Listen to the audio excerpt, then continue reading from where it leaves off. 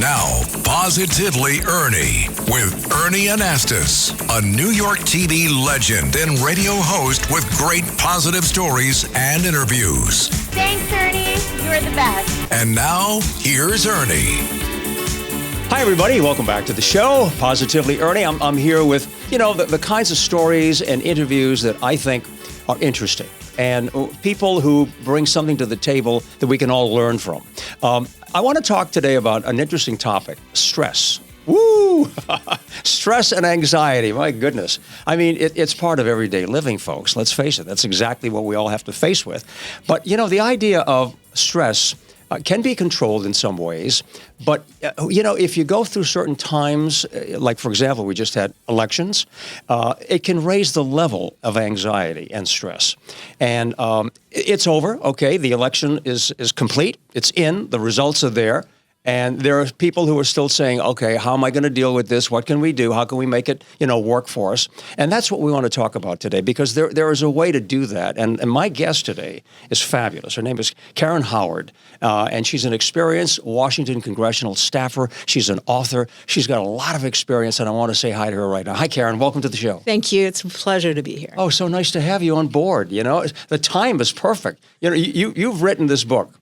And I want you to tell us about that because, it makes a lot of sense. First of all, I love the title. Tell everybody the title of your book. The title is Upset is Optional. Upset is Optional. You came up with that. Yes. And there's a story behind it. There is a story behind it. I had a mentor who I lost a few years back who taught us all these beautiful practices through an acupuncture school program that I was a part of, a master's degree in applied healing arts, how to be a healing presence with words and actions. Nice. And at the end of his career, he decided to boil all of that philosophy down into 10 simple practices and start a mentorship program. And one of those practices, the core one, was upset is optional, and you can avoid unnecessary suffering. Well, there are people out there, who are watching, who are listening right now and saying, Karen, I need help. Forget about politics for a minute because we'll get into that. But just in general, okay, people who have, a battle with stressful situations in life and dealing with anxiety and worrisome, it's not an easy thing. It really isn't. It's not, and people feel unempowered in terms of being able to reflect on how to manage that. Yeah. There's always going to be suffering in the world. We do a lot of work professionally, personally, through church, family, friends, even politics to try and eliminate unnecessary suffering. But really what we're doing is eliminating suffering. It's like we can help people who are starving in countries and things like that. And so when it comes to our own unnecessary suffering or upset, people don't understand that things like words are as powerful as an inflammatory product in your body as eating a fast food meal. Sure. So being able to use these practices to bring yourself back to a sense of center and peace is really essential for your health and the health of your family and the people around you. So, Karen, we're going to be in a session right here, okay? You're the therapist, and I'm listening to you, and other people are too. So you talk about using words to help us. I think a lot of people are probably saying, okay, you're telling somebody, to relax, stay calm, don't worry about it. But there's more to that. So tell us how we can use words to make us feel better. So you hear a lot, especially during this election season, you've heard of a lot of inflammatory conversation and ads. That's one way to take it in, and then you have to react to that, or you let yourself react to that. But I also find, even personally, that I spend a lot of time talking to myself. So one of my favorite words was becoming moron. And I'm like, we got to reframe that. I can't continue to walk around in my head going, what a moron. So I literally can reframe that to say, that's interesting. And it automatically, I feel a difference in my body. When I'm using language that is inflammatory like that could start an argument, I can feel my shoulders tighten. I can feel it in my stomach. I can, this causes ulcers, brings on asthma attacks. And we underestimate the power of that. Yeah. So you can create a literal word wall And you can use that wall of words to kind of frame how you feel about certain things. When there were two men running for president, Right. I used to refer to them as Mary Todd Lincoln and Martha Washington. Oh, interesting. And people were so confused because they didn't know who to be mad at. I like that. Good thinking. When you talk about, talking to yourself, calming yourself down, we know, that there's a dialogue. And you're talking to somebody, and you might be trying to stay calm and saying, that's an interesting point. I'm going to take that into consideration. I didn't think about that before. Let me tell you how I feel. The other person, the other party has to be receptive, and they have to respond the same way.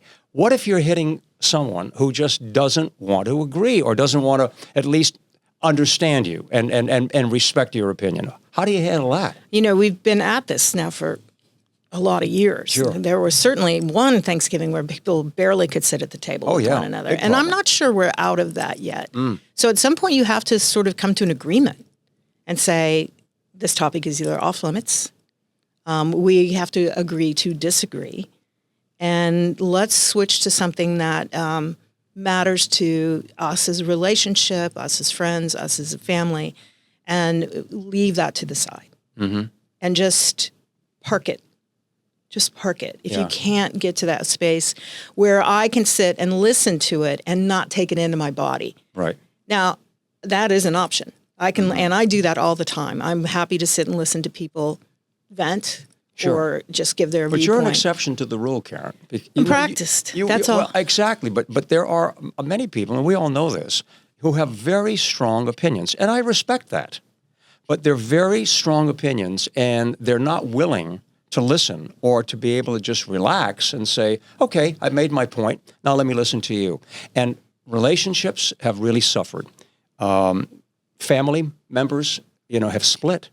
Marriages have been broken. People have moved out of neighborhoods. Yes. People have decided not to move into a neighborhood because of political differences.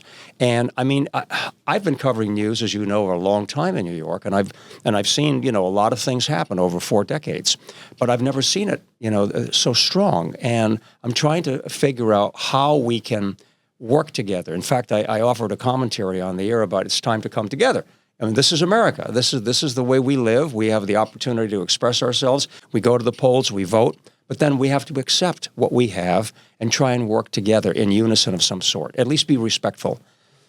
With your experience, and with your book and what you understood, how do we help to get to that point?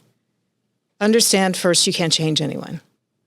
And anybody who's been in a marriage for more than a day knows that. You just can't change anyone. So if it's the only thing you can manage is yourself. And you can try to reframe the argument as much as you want. Or you can look at yourself and say, I'm going to reframe this for me. And the way I do that is to say, and this is my favorite practice, it's the one I use the most, I'm going to serve 7 generations. I'm going to recognize everything that 3 generations before me gave me to get me to this space and time. And honor that. And I'm going to do this work for the sake of 3 generations to come that I may never know. And as long as I am in that space, and that is my work, I can refocus and reframe all of these conversations to find opportunity to maintain relationships with nieces and nephews who feel dramatically different. Sure. And still be a good auntie and a great sister and be able to be a listener and not get involved, not personalize my response, because it doesn't work anymore. Right. You're not going to change people's minds. We know that now. There's an outcome. Yeah. And it's funny because what I'm seeing now is those who are happy with the outcome are done talking about it. But now we have this dynamic that you're talking about, which is there's still a whole lot of people out there who, the stress has been continual for everyone for months. Right. And now there's still 50% of the people close that are feeling that. Well, Karen, media has a lot to do with this. And, whether it's late night talk hosts who are issuing their own feelings and thoughts, whether it's just interviews that are being done on all the different channels, there's a responsibility there. And I'm hoping that we're going to see sort of a trend to be able to say, look, country has spoken. This is where we're at. Now let's wait and see and let's evaluate it as we go along, rather than trying to stir up something way in advance before it's even a problem. That's my concern, that sometimes we have to be extremely careful. You know, the internet, social media, I mean, everybody has an opinion, everybody has a podcast, and it's a time for, tremendous amount of information that's being put out there. And a lot of it, as you know, is not factual. It's a lot of opinion. Is it news or views? That's a big line these days. That's a good line, yes. And people are trying to figure out, what am I really listening to? There's a responsibility there. Don't you agree with the media to be able to be There's careful? a huge responsibility. And I mean, from my perspective, and I think the media should adopt this as well, is that this is a moment in time. Yeah. We have been, as a country and as a world, we have been through enormous challenges, horrible history, death and famine and wars and slavery. Like, we have managed to stay a democracy this far along. Sure. So let's put this in perspective. This is 4 years, and there will be 4 after that. And when people were trying to figure out how to stay engaged, because there were a lot of people who wanted to check out of politics, you have a civic obligation, as does the media, to recognize that all the way up and down this ballot that we just voted has a ramification for each individual life. I don't care if it's dog catcher, city council, PTA. Sure. Without almost any exceptions, everybody works up that political ladder to where they get to a place where they have authority, control, power. So respect the fact that we all have an obligation to that, and know that this too, as my dad would say, this too shall pass. Yeah, He used to hate that. But no, this is it. This is the moment. The world is coming to an end. No, the world is not coming to an end. Yeah. This will pass. I can't predict the future. You can't predict the future. No, it's difficult. But let's say, from your experience, spending a lot of time in Washington, being around all these political circles, in the congressional arena, knowing what goes on there, do you feel at this point, today, optimistic? Do you feel that perhaps we're going to shift a little bit and maybe there'll be a little more understanding, okay? And maybe we will at least try to be more understanding about what's going on and to respect our country and hopefully, have a good outcome. That requires an enormous amount of optimism right now, doesn't it? And I will say that this is a transition like I have not seen before. And how people have managed themselves as elected officials will take time to figure out. Yeah. I don't believe that people got elected just to create problems. I don't know what the strategy is for them to be able to implement effective solutions in such a divided Congress. And the voters will make it quite clear in 2 years if they're happy or not. Yeah. That is the beauty of a democracy. There's always a marker. And right now, Karen, we know that that the country has spoken, voters have spoken. They have, and they're saying basically, I'm simplifying it. We want change. Yes, we want change. And so, if that is the mandate, if that's the feeling, then what's the best thing we can do? What's the best thing we can do? Certainly, as the parties look at, certainly the Democratic Party needs to take a really hard look at itself, and I think it will. Yeah. Because they missed the mark. Yeah. I missed the mark. I thought it was going to be much closer than it was. People have to ask why. And they have to sort through that. What was the decision? Why did the country vote this way? Right. I think that's important for us to analyze rather than arguing, sitting back and saying, okay, it's like someone has a problem in a relationship, right? Someone does something that you don't agree with. You have to ask them, why did that happen? What created that situation for you to feel that way? Why did you take that action? Don't we have to find out that way in an intelligent system of understanding? We do, and that's soul searching for sure. I mean, the demographics of the parties has changed dramatically, and it's changed pretty quickly. Yeah. So definitely there are problems in this world. There is suffering in this world that people have now voted with, and that requires elected officials at all levels to pay attention to what's going on. I could look at the mayor of my city in Washington, D.C., and she has a third term. Not so sure that's a good thing. It's, are you paying enough attention to what is actually happening around you? And the economic forces in our politics does not help this at all. Yeah. That is for sure. You raise a point there about basically term limits.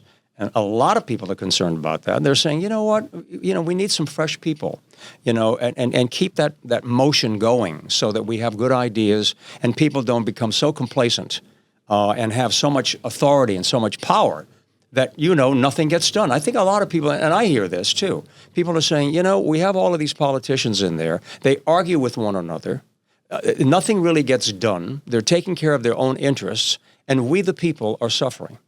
And I think that there's a real hunger right now for that kind of change, if it can happen. People want to see that happen. I think they want to see that happen, and I think it will happen if people who are elected because of that pay attention to that and not just think they're operating on some sort of personal mandate. Mm-hmm. And that will be the trick. Are they actually listening to their voters, or are they just believing that it's carte blanche for them to do as they seem to think they know to do? So there's not a lot of, humility in being a member of an elected body these days. Mm-hmm. And I think the Democrats should walk away with a real strong sense of humility in terms of what the party has missed in itself. Yeah. And that may start to shift, and we may start to see changes over this next 4 years, which is something I'm going to be looking at. In chaos, there is opportunity. And the smart legislators will be looking for those opportunities, and that will require working across the aisles. You were talking about 7 generations, and I'm thinking about young people. I have an interest in a lot of, young issues. I've written a couple of books for young people. And, what messages are we sending out to our young voters and those kids who are not voting yet in terms of allowing them to think more about our government, our system of government, perhaps going into politics? We need good people. How do we encourage these young people to have a brighter outlook on wanting to be in public office? That's a hard one. Yeah, it's That's tough. a hard one. I mean, Tough. because young people now consume their media and their news in such a different way than what we were afforded as children and through the school system and those civics lessons and I can't count how many times I ran for office. I started my 2nd grade. I ran for safety council. It's been in my blood all my life. Had it in your blood. My dream job was to be the first female Speaker of the House of Representatives. Wow. And what happened? I realized I was going to have to live in Springfield, Missouri the rest of my life. I love you, Springfield. The reality of things, right? Yeah, the reality of things. But that's good. But you had that drive. I had that drive, and people were always running against me. So there was a real active current for a certain segment of people who wanted to do that. Yeah. I don't know if that still exists, but I do know that everyone younger than the age of probably 30 consumes all of their information from very different channels. And it's not necessarily reading, Politico. Right. It's more likely to be a podcaster. Yeah. So I guess what we need to do is create a new civics world that's rooted in social media so that we can at least get the message out there. Karen, I believe in role models. I really do. I believe mentors are important, people that you admire, people that you aspire to be like. They've been a part of my life, and they probably have. You mentioned, your mentor who unfortunately passed away. But we need those role models, and I think that there's a responsibility there. Whether you're a politician or you're a business leader or you're a community leader, a teacher, whatever it happens to be, there's a responsibility that I think we need to enlighten more people about, to say, you know what, why don't you understand the role that you're playing in this society? Understand what you're doing in your community and take it seriously and know that you're going to have an impact. Long after you're gone, you can affect 1 or 2 people, which would be great, but it would be much better if they had a larger group. But we have that opportunity. How do we instill that? How do we get to people and say, look, take your responsibility seriously? Everything is local. I mean, every time you honk a horn or you almost run a bike off the road, you're having an impact in your community. So when you're doing work that matters, like I run the Organic and Natural Health Association, and it keeps me highly motivated every day. I'm on the board of Women in Nutraceuticals, a new organization to advance women in my industry. Wonderful. I choose to do that kind of work because I do want to give back. And to me, that is the role model piece that I play and the mentorship I can offer. I have family members who do that kind of work. My father was a used car salesman and a car dealer all of his life. Wow. He served his community in a similar way by being a trustworthy source to be able to buy a car from. Right, exactly. So it doesn't require that you have to run for office. It just requires that you care about your fellow man and woman. You are actually serving your community in so many ways, just naturally. Be more cognizant of that. Be more intentional in that work. So when you are helping somebody when they're with their groceries, understand that this is work that matters. This is how you support being a citizen of your community and being a fellow human being that cares. I really think there's not enough love that we express on a daily basis anymore. Man, that's the answer to a lot of things. We need to preach that, and we need to practice it. We do. Absolutely. We do. And I think just those small acts of kindness have ceased to be so important anymore. And you know what, Karen? I'm high on campaigns. Having been, in the news business, there are campaigns, people you can trust, some slogan, something that makes people feel attached and committed and comfortable with you. But I think we're missing campaigns in our country. I'll remember Nancy Reagan, just say no, just say no to drugs. That was effective. And I would love to see politicians, leaders, wherever you are, in corporations or in government, or whatever it happens to be, in the school system, to come up with campaigns that people can get on board with. Whatever it happens to be. You mentioned love, share love, smile, acts of kindness. But to make it such a strong campaign that people are aware of it. They're aware of it and they try to practice it. Hands across New York, hands across America, whatever it happens to be, and really push these campaigns so that people have a mindset to say, okay, this is the way I'm supposed to be feeling and thinking today. Let me practice it. Do you agree with that? I do. I think corporate America should be taking the role on that lead. Like we've done a campaign, we had a very successful campaign to educate people on the power of vitamin D, especially minority populations that suffer unnecessarily because of higher rates of infant mortality and just has a huge impact. Sure. And we carried that banner and we still carry that banner. Good. It's a good banner for us. Yeah. But if you are that used car dealership in the state of Tennessee, you too can carry a public campaign to help people do better and be better. So even if it's safe driving, this is not, it shouldn't be a hard lift. It should be something that everybody in your organization can get behind and feel and recreate a sense of community that we can have continued to suffer tearing at the edges around. There are two words that people use often, and I wish we would apply it more. Common sense. Common sense. If you come up with something that really makes good sense, common sense, a lot of people can relate to that because it's natural. And I think we need that. In terms of the future, okay, today and tomorrow, someone's listening to you right now. This is your field of expertise, trying to bring people together, trying to help us understand one another and to reduce the level of stress. What message do you have for our viewers out there to say, okay, here's my campaign, okay? Here's what I would like you to be thinking about. Here's a way that we can all make a difference. What's your message, Karen Howard? I'd have to boil it down into one thing. Yeah, go ahead. Well, I'm just going to say it. It's upset is optional. Like every time you feel your body going into some sort of tense state, I would love for you to be able to sit back and just breathe deeply. Even if it was just one thing that you did every day, practice breathing from your gut, not your chest. I like that. Because every swimmer, every musician, anybody knows that if you're going to do something well, you got to do it a lot. And deep breathing really can bring your body back. I like that. Right where it needs to be. Now, people would like to be able to get in touch with you or get your book or any information that you can share and say, okay, if you want to get a hold of me or find some information that'll be helpful to you, what do they do? www.upsetisoptional.com. You can learn about my mentor, see the drug rehab facility that he supported with acupuncture, and you can order the book from Amazon. I like that. Where are you headed to next? Headed back to Washington, D.C. Can't stay away too long. Are you excited to be back there? Do you think there's going to be some really dynamic things happening? I know there's going to be dynamic things. I really loved the respite to come to New York City. Change of pace, right? It's awesome. I love New York. You love driving here? No. Whoa, there's another topic. Karen Hard, you're terrific. What a joy to have you here. Congratulations so much. on everything you do and what you're doing.